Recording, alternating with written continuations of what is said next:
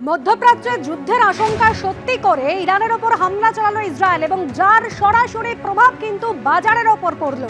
মধ্যপ্রাচ্যে যুদ্ধের আশঙ্কার প্রভাব পড়েছে শেয়ার বাজারে। বাজারে সূচক নিম্নমুখী, বাড়ছে অপরিশোধিত তেলের দাম, আর বাজারে অপরিশোধিত তেলের দাম বেড়েছে 12%। টাকার দামও পড়েছে।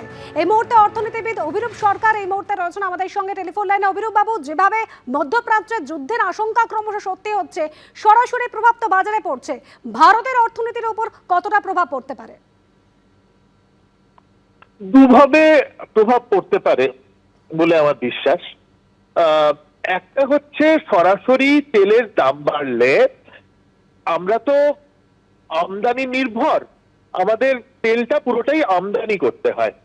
অতএব অপরিশোধিত তেলের দাম যদি বাড়ে বাজারে, তাহলে আমাদের অনেক বেশি ডলার খরচ করে আমদানি করতে হবে এবং এর ফলে মূল্য বৃদ্ধি, যেটা খানিকটা লাগামের মধ্যে ছিল এবং যেটা দেখে রিজার্ভ ব্যাংক সুদের হার কমিয়েছিলেন, সেটা কিন্তু আর থাকবে না। অর্থাৎ মূল্য বৃদ্ধি বাড়বে, সেটা সব থেকে বড় কনসার্ন।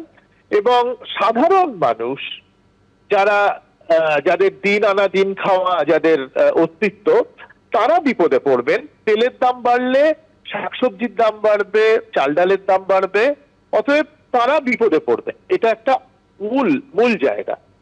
দ্বিতীয়ত, তেলের দাম বাড়লে যে অস্থিরতা তৈরি হয়, তার ফলে বিদেশি বিনিয়োগ, যেটা আমাদের শেয়ার বাজারে হয়ে থাকে এবং যার ওপরে আমাদের শেয়ার বাজারের ওঠানামা অনেকটাই নির্ভর করে, সেই বিদেশি বিনিয়োগটা কিন্তু ব্যাহত হবে। অর্থাৎ এখান থেকে টাকা বেরিয়ে যাবে, ডলার বেরিয়ে যাবে। ডলার বেরিয়ে গেলে দুটো এফেক্ট, একটা হচ্ছে শেয়ার বাজারটা পড়বে এবং দ্বিতীয়ত টাকার দামটাও পড়বে। একেবারে ধন্যবাদ অভিরূপ বাবু।